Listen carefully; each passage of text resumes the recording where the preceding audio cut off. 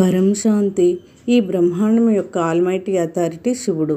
బ్రహ్మజ్ఞాని బ్రహ్మోపాసన చేస్తూ ఉన్న సమయంలో కర్మబంధాల కారణంగా మధ్యలో మృత్యు వచ్చినప్పుడు యమరాజు యమపురి నుండి చూస్తాడు.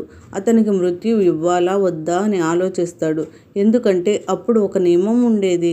ఎప్పుడైతే బ్రహ్మజ్ఞాని ఆల్మైటీ అథారిటీని పొందే లక్ష్యంతో బ్రహ్మోపాసనలో ఉంటారో అప్పుడు మృత్యు కూడా మధ్యలో ఇంటర్ఫియర్ అవ్వదు. కాబట్టి వీరిద్దరి మధ్యలో జోక్యం చేసుకోకూడదనే నియమం ఉండేది. తపస్సుని భగ్నం చేసేవారికి చాలా పెద్ద పాపం తగులుతుంది. తపస్సుని భగ్నం చేస్తే 33 కోట్ల దేవతలకు రాజు అయిన ఇంద్రుడు కూడా శాపానికి గురి అవుతాడు. ఇంద్రుడు కూడా ఈ విషయంలో ఏమీ చేయలేనప్పుడు యమరాజుకి కూడా అధికారం ఉండదు, తిరిగి వెళ్ళిపోతాడు. బ్రహ్మ కోసం తపస్సు చేసేవారిని ఎవరు తీసుకెళ్ళలేరు. మిగతా దేవీ దేవతలను ఉపాసన చేసేవారికి ఇలాంటి నియమం లేదు.